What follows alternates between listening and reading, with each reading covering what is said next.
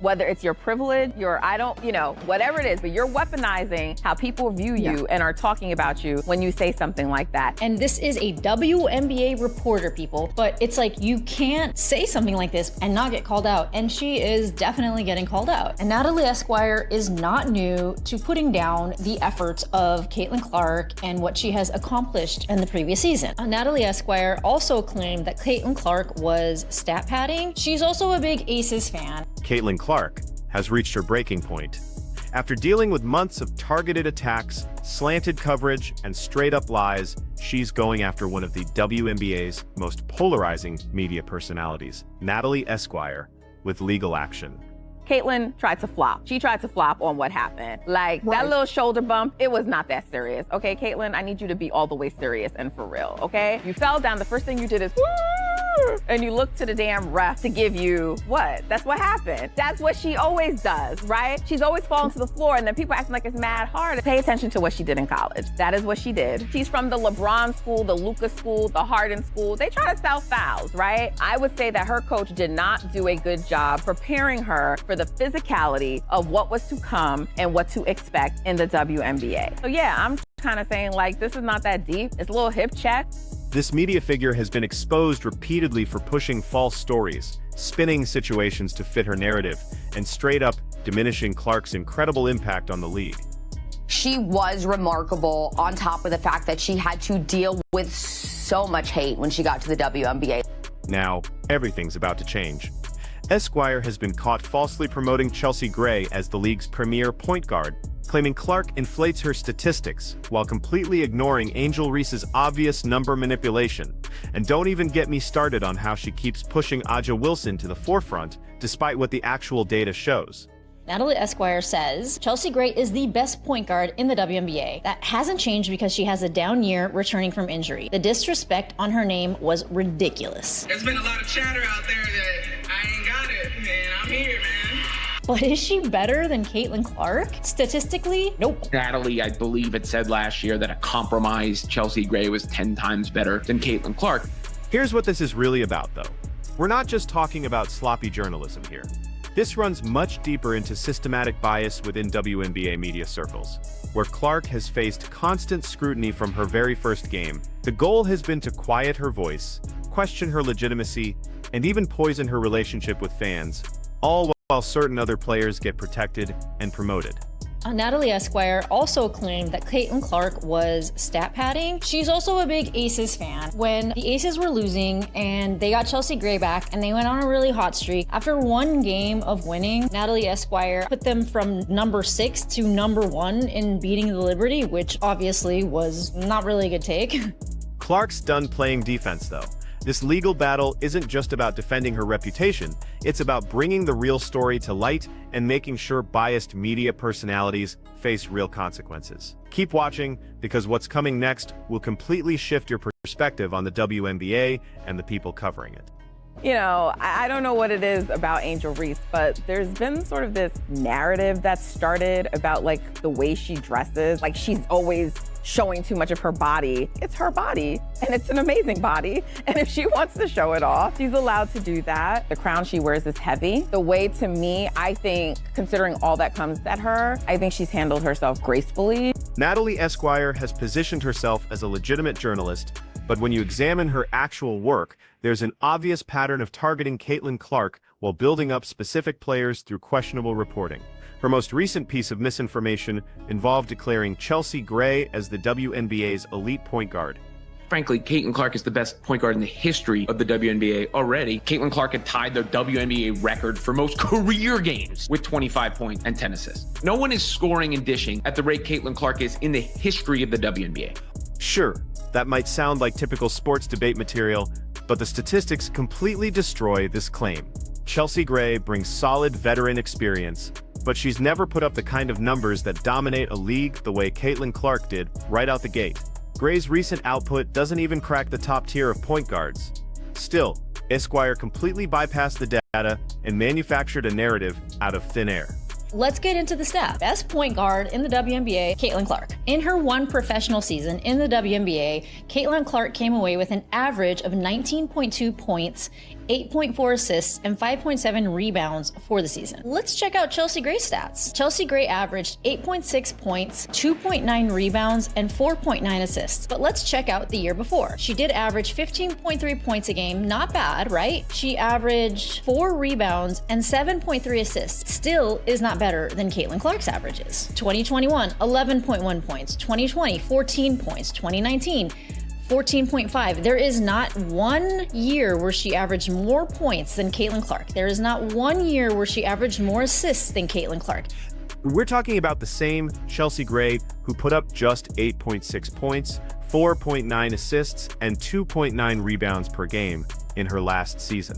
Those numbers don't even exist in the same universe as Clark's 19.2 points, 8.4 assists, and 5.7 rebounds. Even when you look at Gray's career peak, she still can't touch what Clark accomplished in her first year alone. There's been a lot of chatter out there that I ain't got it, and I'm here, man. So, quiet the noise and keep playing my game. Having fun and doing it. I enjoy this game, and I love it so much. So, playing with them all the time, and they got my back, so having fun. Rather than dealing with facts, Esquire chose to use her influence to confuse fans, desperately trying to pull attention away from Clark, despite the overwhelming statistical evidence. What makes this whole situation even more absurd is that Esquire didn't accidentally miss Clark's superior performance. She went out of her way to bury it. Number one factor in her popularity is her ability and how entertaining she is to watch. That's why she's become internationally popular. That's why the record books have her name at the top of them.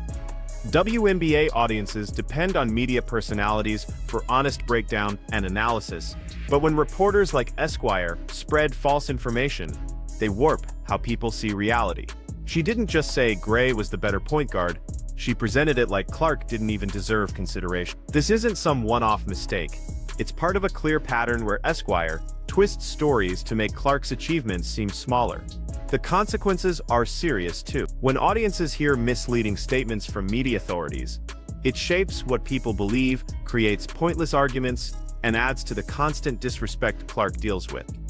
And Natalie Esquire is not new to putting down the efforts of Caitlin Clark and what she has accomplished in the previous season. 7 months ago, when the season was in, Natalie Esquire also claimed that Caitlin Clark was stat padding and posted this on her social media account. Are we going to be upset tonight that Caitlin tried to chase the franchise assist record when the game was already won? I have no issue with her doing it because that's normal behavior and actually what many competitors do. This was obviously in her response to a lot of people going off about Angel Reese's double-double stat padding. The issue goes beyond just Esquire having an opinion. It's her complete refusal to deal with actual statistical proof. If she was just a Chelsea Gray superfan, that would be different.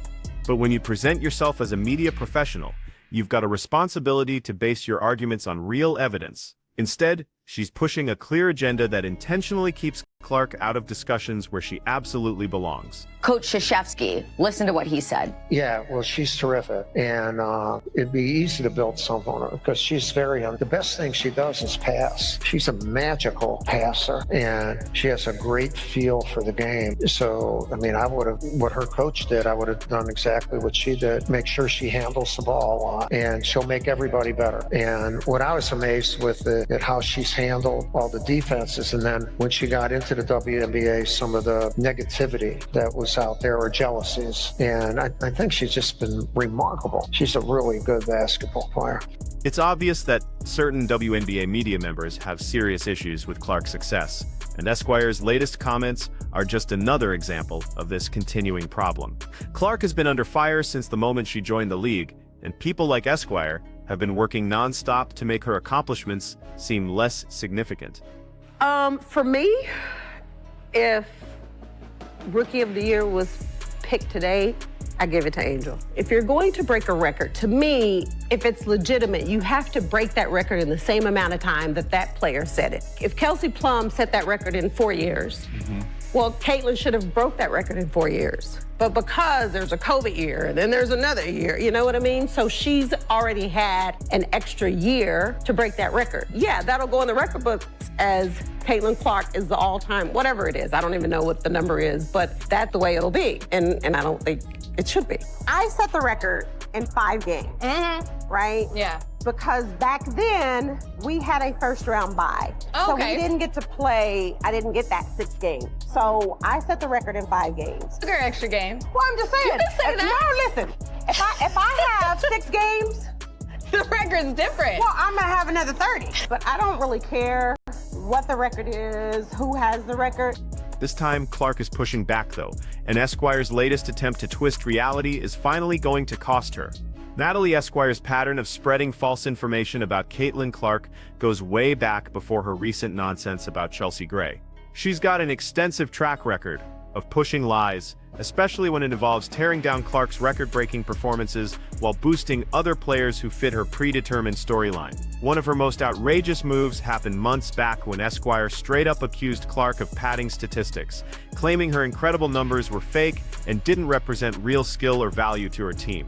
This wasn't just wrong, it was completely fabricated. She hasn't just had a major impact on the WNBA. She's had a major impact on the entire city of Indianapolis. Dr. Ryan Brewer calculated that Clark has made the city of Indianapolis $36 million in her rookie season. The calculation showed that Clark contributed to 26.5% of the WNBA's economic activity this season. If pay raises are in order, Caitlin Clark needs to be the first one getting a pay raise. Clark's numbers come directly from her exceptional abilities, incredible court vision, and power to change games at every single level.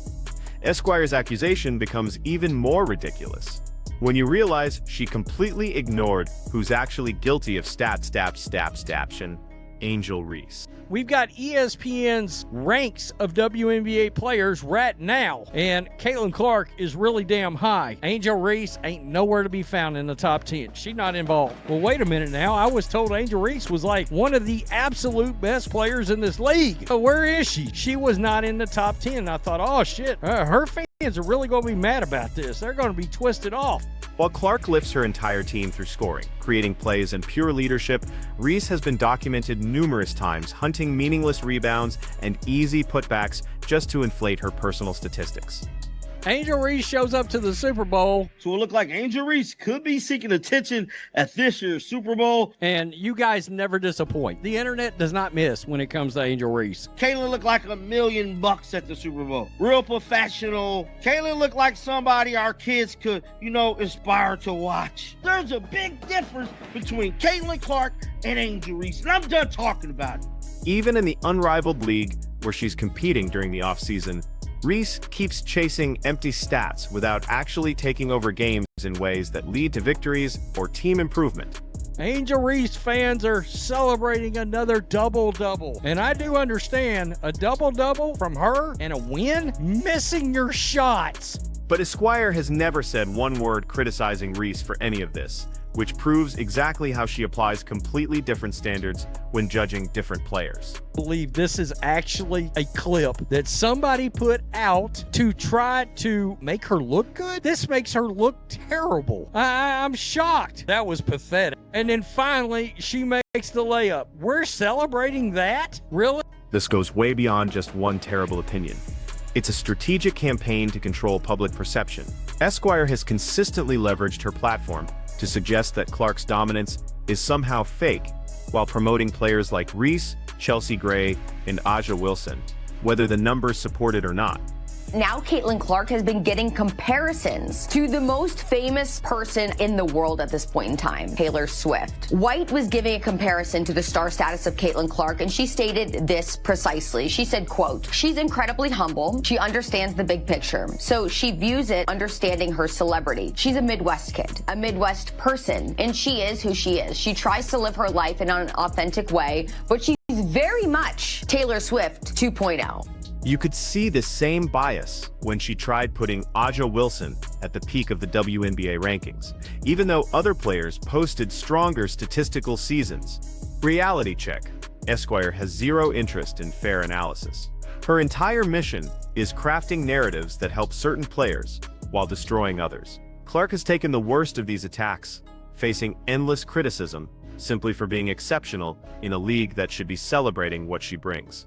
This gets even worse when you remember that Esquire isn't just some random fan, she's a media personality whose statements reach millions of people. When she spreads lies, it changes how players get seen, influences award decisions, and even affects how specific athletes get treated by fans and league officials. The WNBA has never even been talked about in the past. So now to say that you have somebody whose celebrity is as mainstream and as Taylor Swift, that is actually incredible if you think about it. What's happening here is crystal clear.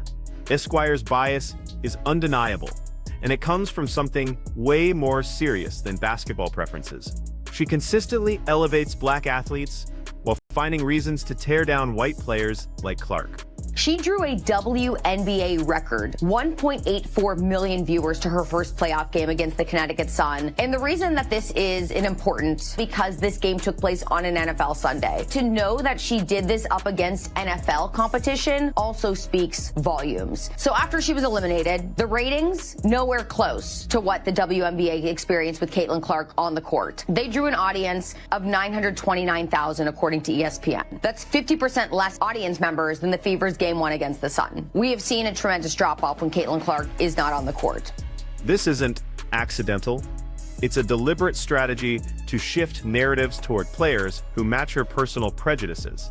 The WNBA has been complicit by allowing this kind of behavior, letting media members like Esquire attack Clark without any pushback. Caitlin Clark's popularity is tied to her whiteness. What Nike and Caitlin Clark are known for as of right now is the fact that they have set on Caitlin Clark as what is their most valuable asset. How great would Asia be if she didn't have that mentality? Because she can play. She plays all the time. Nobody watches. Clark has stayed quiet through all these attacks. Until right now, though. This lawsuit isn't about just one lie. It's about making people like Esquire pay for the damage they've caused. Clark's success is undeniable, and no amount of biased coverage can change the fact that she's the top point guard in the league. The real question becomes, how much longer will the WNBA keep allowing people like Esquire to push divisive and dishonest agendas before they finally start caring more about facts than favoritism? But I love my teammates so much that I will take any hit from them. Good, bad, ugly. I'm gonna go out there and I'm gonna try to be the best. I get y'all saying best player in the world. That's great. It looks great. I think it's a huge thing. I think a lot of people say it's not about black and white, but to me, it is. It's really because you can be the top notch at what you do as a black woman, but maybe there's something that people don't want to see. Wilson said to the Associated Press. One of the more interesting aspects of this fanhood is that some of the biggest supporters of Caitlin Clark are not whites. They're actually black males. Us as black women, Paige reminds me a lot of you. Like, it's not really about me. And she knows how her privilege has gotten her to that point. And also, like, she's good at basketball. And, like, she understands her privilege and like, pushes her over the top in a sense. It reminds me a lot of you. And I mean, that's a compliment. And I think in overall popularity, does her race play a factor? Nominal. Women's basketball has had a cornucopia of talented white and black women's basketball players. Elena Delle Donne is white, is she not? Sue Bird, white, is she not? Asia Wilson's black. Cynthia Cooper, black. Like, you can go back through, and it's actually a lot more. There's gay and there's straight. There's black and there's white. There's tall. Caitlin Clark's choice to sue Natalie Esquire isn't just about correcting false information. It's about finally stopping the unchecked bias that's followed her since she first stepped onto a WNBA court. Clark has been dealing with smear campaigns, baseless attacks, and outright lies for way too long, and Esquire has been leading that charge. What makes this legal action so important is that it's not about just one example of fake reporting.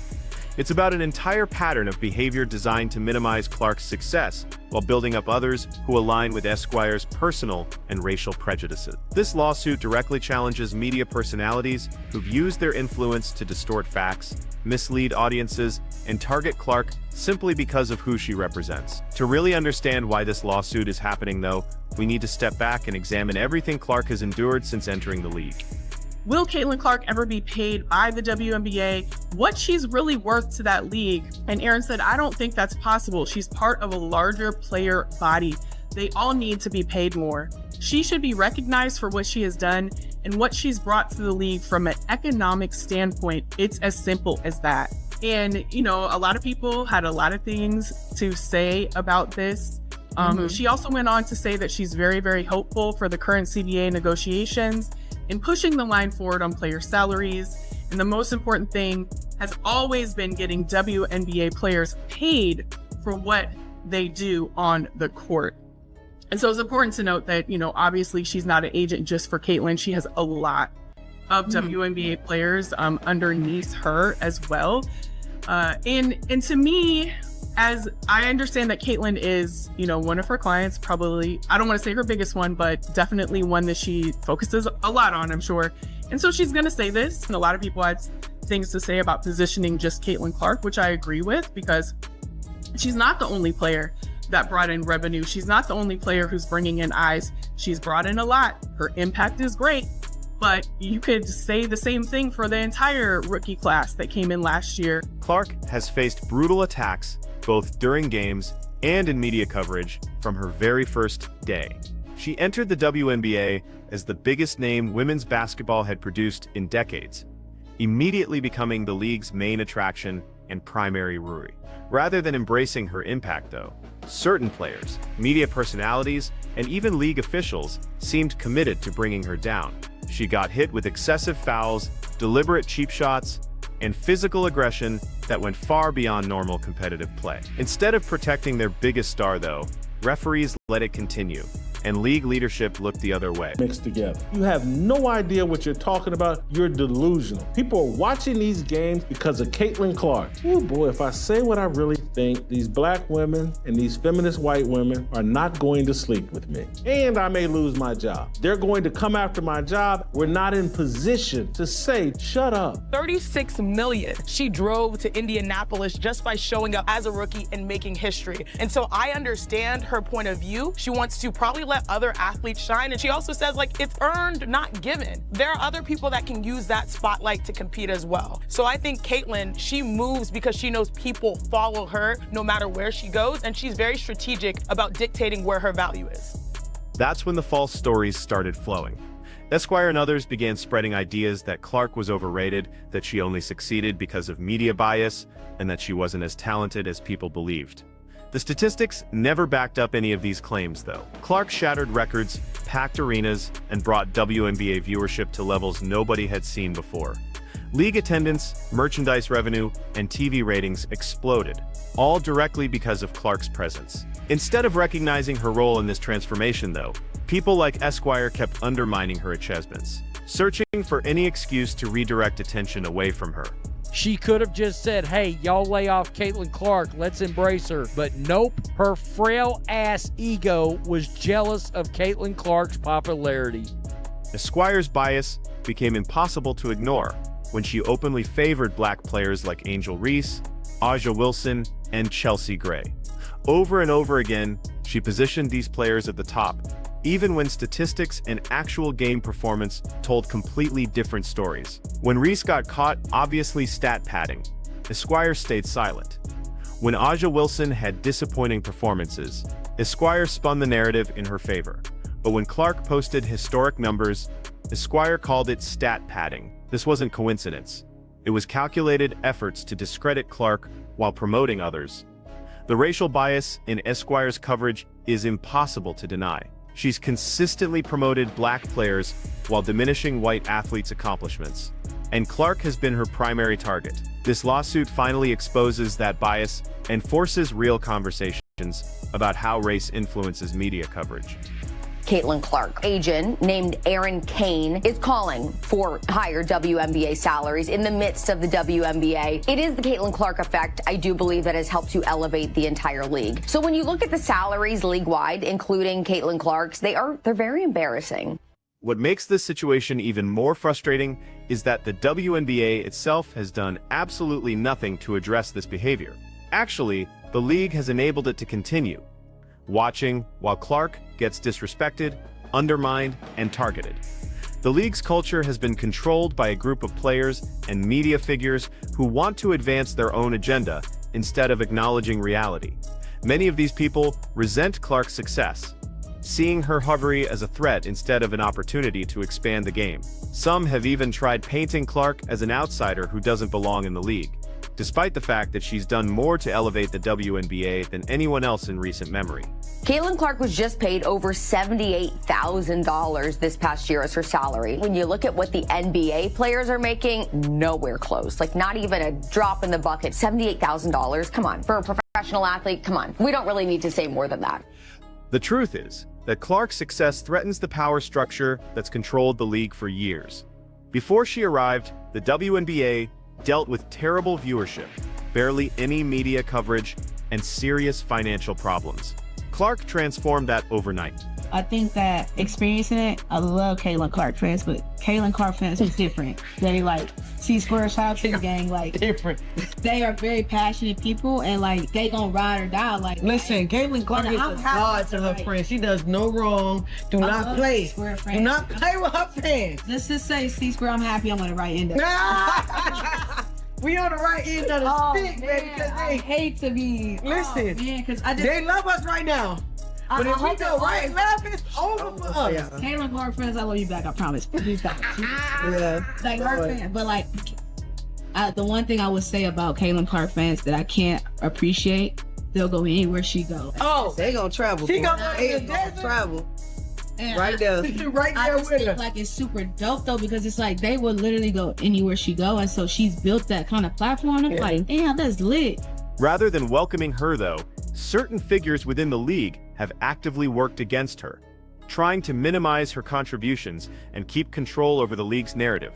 Clark's decision to take legal action shows that she's finished staying light. Until now, she's handled every insult, every cheap shot, and every false accusation with incredible grace. She stayed focused on basketball, let her performance prove her worth, and avoided getting pulled into petty drama surrounding her. Just have nothing but great things to say about who she is as a person. She's so welcoming and so warm as an individual that she can have a conversation with anybody. She's cut from the same cloth as me in that regard. You know what? Us Midwesterners, we tend to just, accept everybody with open arms. She was so kind to my family and everyone in the suite when she came to KC. So huge fans of Caitlin Clark.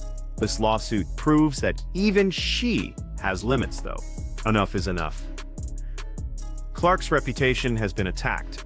Her success has been questioned, and her contributions to the league have been ignored by people like Esquire, who care more about pushing agendas than reporting facts.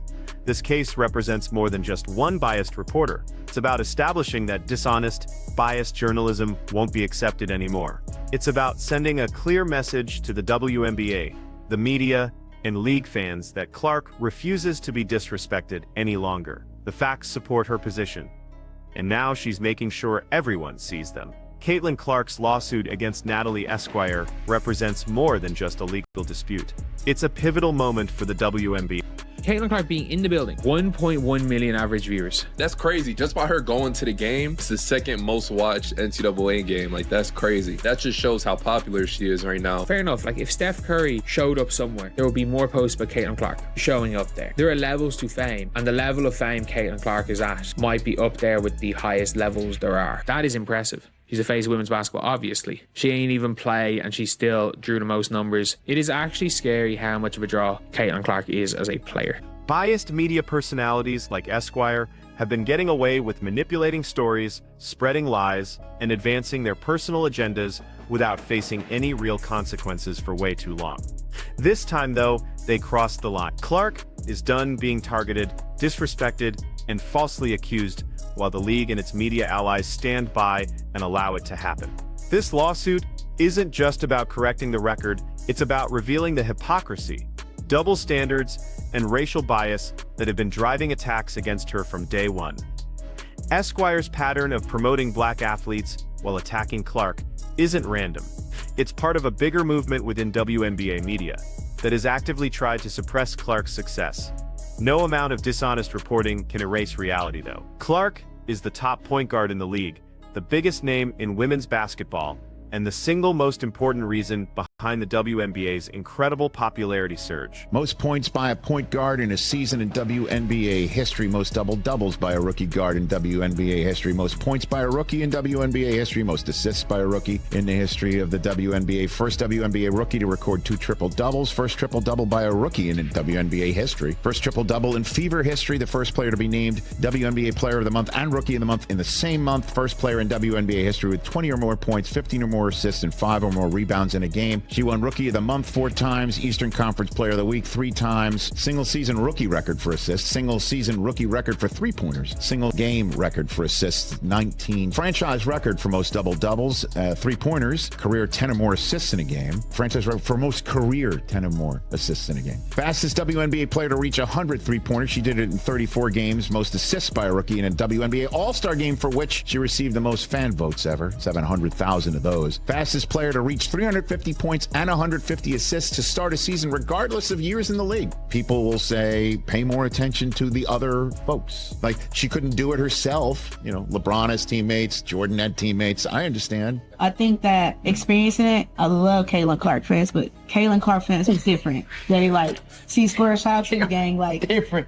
They are very passionate people, and like they gonna ride or die. Like, listen, Caitlin Clark is a god to her friends. She does no wrong. Do not play. Do not play with her fans. Let's just say SUES, I'm happy I'm on the right end of it.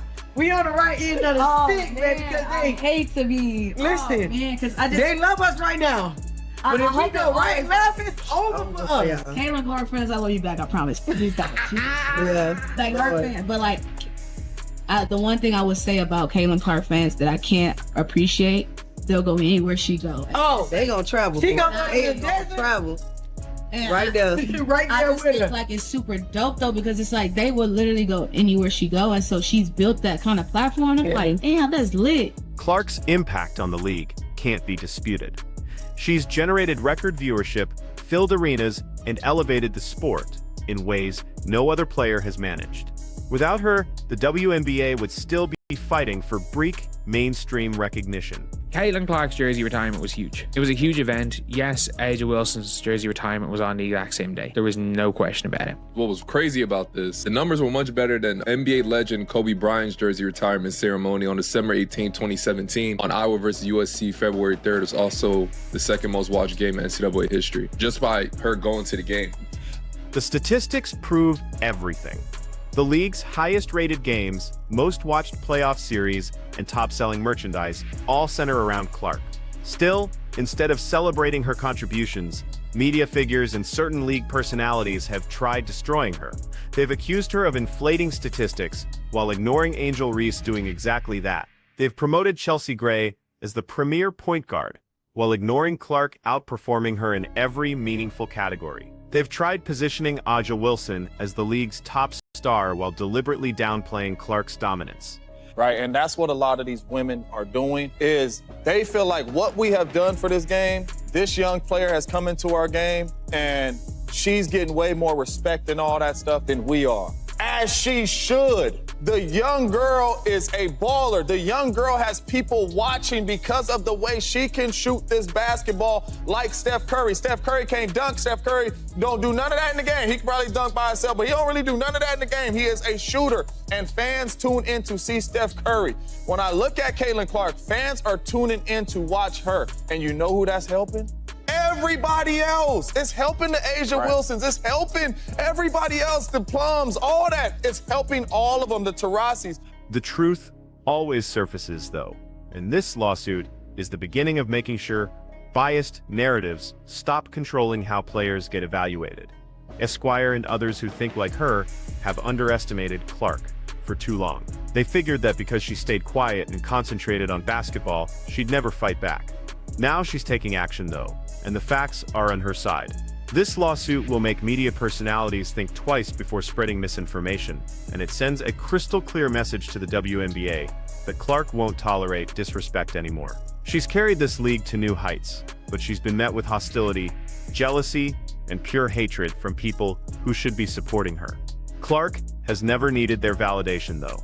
She's let her game speak for itself, and that's why she continues rising above all the negativity. The big question now becomes, what comes next? Will the WNBA finally admit that Clark has been unfairly targeted and take real steps to protect their biggest star? Will other media figures distance themselves from Esquire's dishonest reporting, or will they keep trying to suppress Clark's success? One thing's absolutely certain, though. Clark has taken her stand, and the truth is now completely exposed.